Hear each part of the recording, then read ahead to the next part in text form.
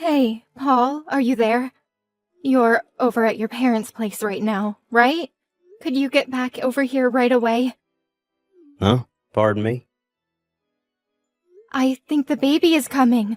I should head to the hospital. Could you drive me there right away?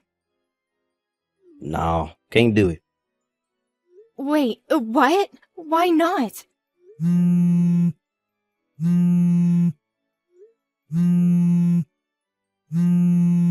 Would you just stop? I said no, for God's sakes. Why do you just hang up? I said the baby is coming. I'm having contractions. Stop bothering me. I'm not going to no hospital. How could you say that, Paul? Do you realize what this means? If I don't go to the hospital right now, the baby will be in danger. Just call a darn taxi. You can use your phone still, right? Call a cab? Are you serious? It's your child that's about to be born. How could you even say that? Why are you being so cold? I can't do this alone. Paul, I need someone by my side. Damn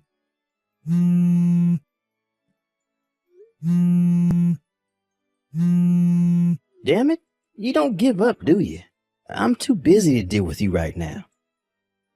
Don't tell me that Kathy is also having contractions. I remember her delivery date was about the same time as mine. I realize you're worried about your younger sister, but I'm in the same situation here, and you're my husband. Why do you ignore me and give priority to your younger sister? She's got her husband to look after her, doesn't she? Get your mom and dad to help out and work something out, would you?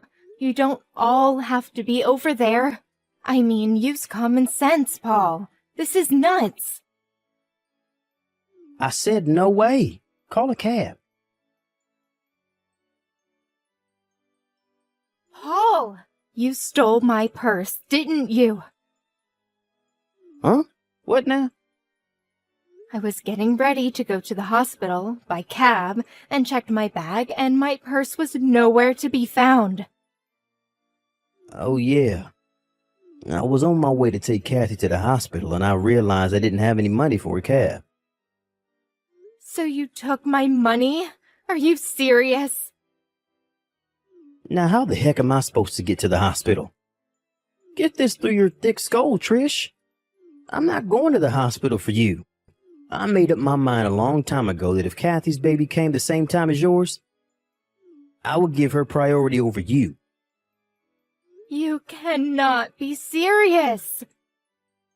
What's wrong with giving your family members priority over a stranger?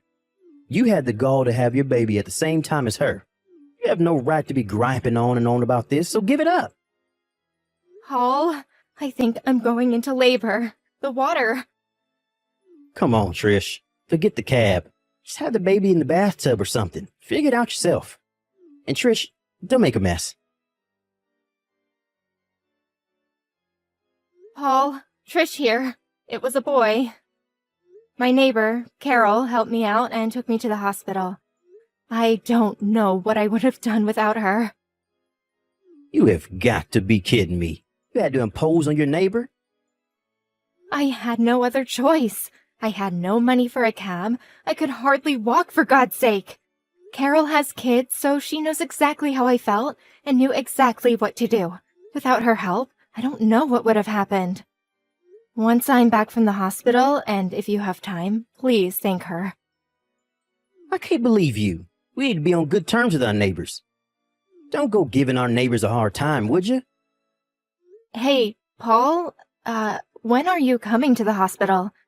I mean, you could at least pay one visit. I know you're all worried about your sister, but you're a father now. Don't you even want to see your son? As a father, that's the least you can do. Sorry, but I just can't do that right now. Kathy wants me by her side. I just can't leave her. After giving birth, she's really drained of strength, not to mention her emotional state. No, I'm going to stick by her side until it gets better. By the way, where the hell is Kathy's husband? Shouldn't he be there? Pardon me? I know she's there at your parents' place, but she lives just down the street. Shouldn't her husband be there by now? Shouldn't he be the one by her side? Oh, yeah. Didn't I tell you? Guess not. She got divorced about a month ago. Wait, what? She got divorced? It seems that jerk was impotent, which meant that the kid wasn't his. Am I hearing you right? That's crazy. Well, it is what it is. So letting her have a kid all alone with nobody to rely on, it just seemed cruel, you know? As her big brother, I made up my mind to comfort her any way I could. Hold on a second. I heard that Kathy was in the VIP room at this very hospital. Is that true? Yeah, that's right. Don't go complaining that you had to stay in one of those rooms with several other patients. I'm not in the mood to hear that. Relative to what you were saying, I sort of think that Kathy's husband would be demanding compensation for, it seems obvious. She's not exactly well off with that hanging over her head. How could she afford to stay in a VIP room? Yeah, well, I paid for all that. You cannot be serious, Paul. We can't afford to pay the hospital fee for 2 women. Are you nuts? So you saying I should just dump on Kathy, huh? My little sister? No, I'm not saying that. All I'm saying is that I wish you would have talked to me before making such a decision. Just think of our financial situation. There's no way we could afford to put her up in a VIP room. Quit yapping on about what's already been done. What's the use? If you keep this crap up, Trish, I may even think about divorcing. You don't want that, do you? Pardon me? You're the one that's gonna pay the price if that happens. You have no parents or siblings to fall back on. That's a low blow, Paul. Even for you. Anyway, why'd you even have to get pregnant? Just my little sister was plenty. We don't need any more kids in this world. This whole mess is all your fault. Why'd you have to go and get pregnant? What you just said, I hope you don't regret it. All the wife has to do is obey her husband. Can't you at least do that? Kathy just woke up. Let's cut this short, shall we? See ya. Hey Trish, how are you? Congratulations. Thanks for giving us a grandson. Dad, wow, it's been so long. How have you been? Yeah, not bad. Sorry to contact you out of the blue like this. I got your line ID from your friend Carol, your neighbor. Nice girl, by the way. Yeah, she's great. She told me all about it. She's the one that got in contact with you, right?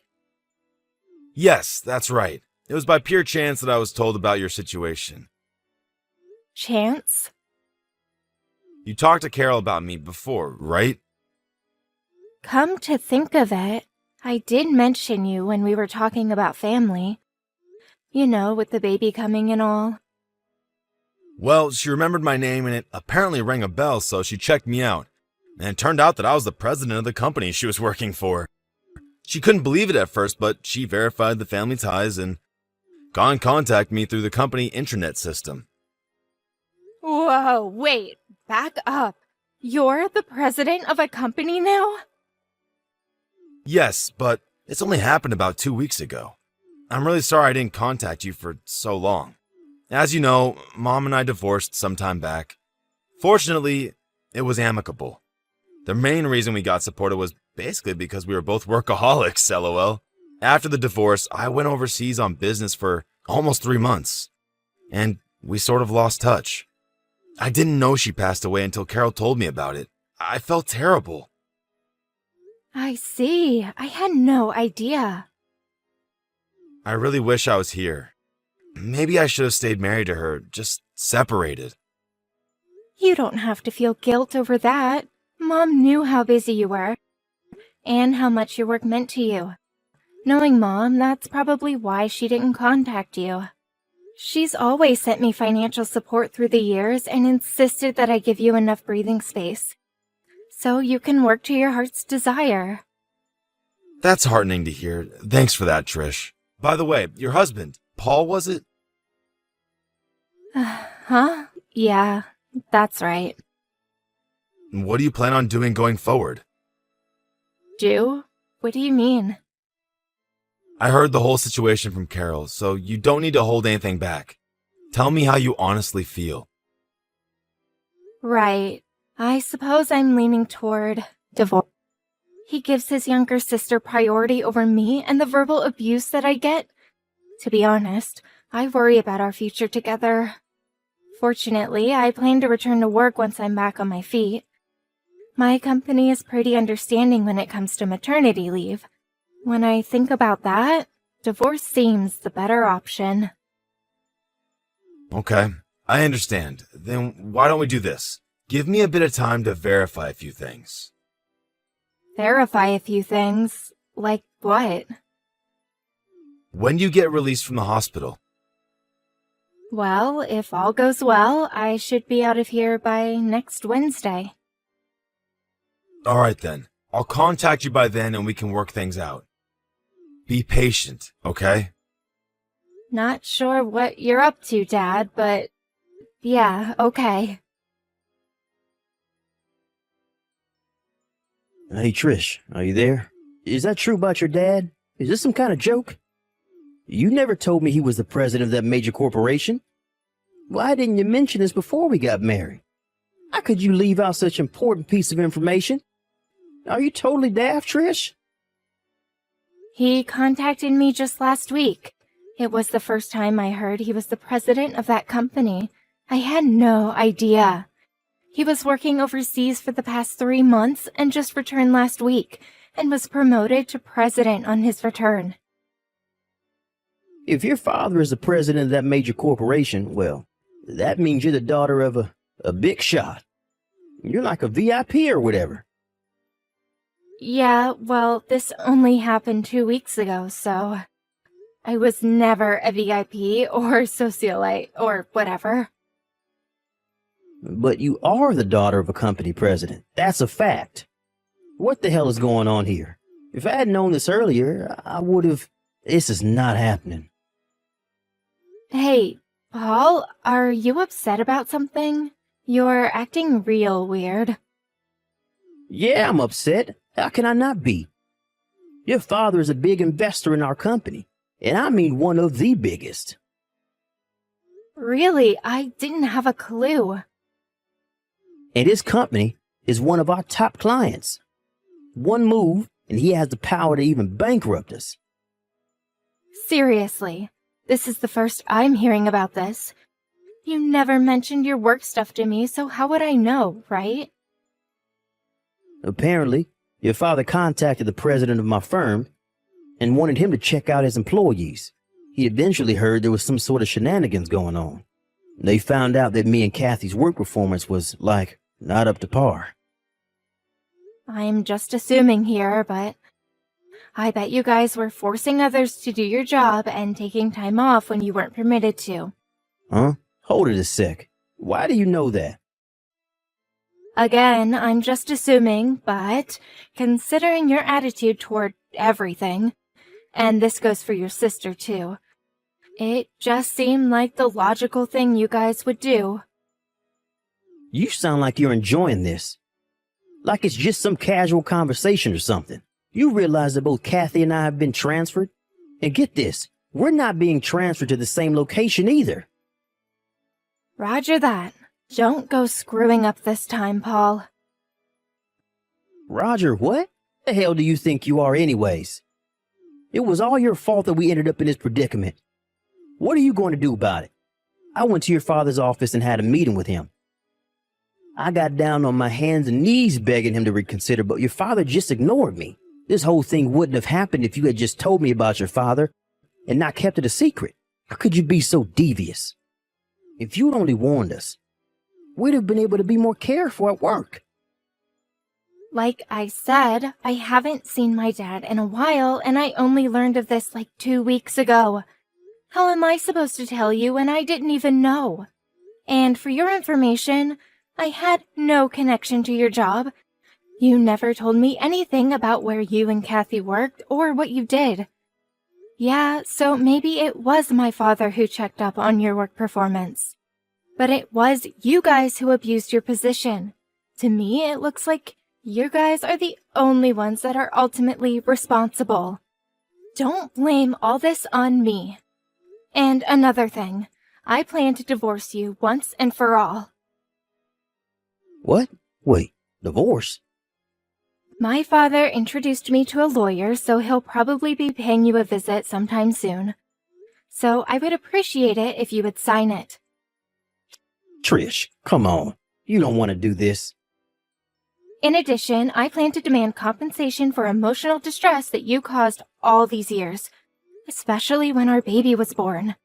Any court will rule in my favor. Oh, and I will be demanding the proper child support for our son. We mustn't forget that. No, you can't do this. I have a lot on my plate now. I have to pay for Kathy's stuff, and getting pushed out and transferred to some branch office somewhere means a reduction in pay. Taking money from me now? Your timing is impeccable, Trish. Take money, huh? Isn't that what you did to me when I went into labor? You stole my purse. Didn't you take money from me then? You left me there to suffer in pain because I had no money for a cab. If Carol hadn't been there to help, I could have died. I need the money to take Kathy to the hospital. What can I say? That's your problem, Paul. That behavior, that thought process, whatever you want to call it, that's what's screwed about you. But the fact remains that I don't have any money. Looks like this is going to go on into an endless loop, so let's cut it short. But... Oh yeah, one more thing. You and Kathy probably didn't realize this, but your mom and dad are both on my side with this. Pardon me? When Kathy went into labor, your folks went straight to the hospital with her, as any parent would. They only found out that I was all alone at the hospital was when they got home that night. They were furious for the way you acted towards your wife. They apologized profusely. Your mom was on the verge of tears. I ended up comforting her. They were overjoyed that I had reunited with my father and agreed to the divorce without complaint. Are you really serious? From now on, I want you to go through my lawyer. Anything you need, just contact them. Please don't contact me directly anymore. You got that, Paul? Trish, you can't do this. Goodbye. My son and I moved into my father's spacious condo downtown. On the day I was to be released from the hospital, my in-laws helped me escape without Paul or Kathy getting wind of it. They also helped in convincing Paul into agreeing to a one-time payment for damages and for child support. In return, I promised them that I would allow them to visit their grandson on occasion. I made sure I no longer had any contact with either Paul or his sister Kathy. I later heard that Kathy resigned from the company due to where she was being transferred to, and that she wanted to be with her brother. She blamed Paul for their downfall and insisted that her big brother take care of her as she stayed home with her child. That brother and sister relationship is a bit too bizarre for me. I heard the three of them went living at Paul's apartment somewhere up north. Most of the neighbors think that they are a family. I find it hard to believe that they even have any friends.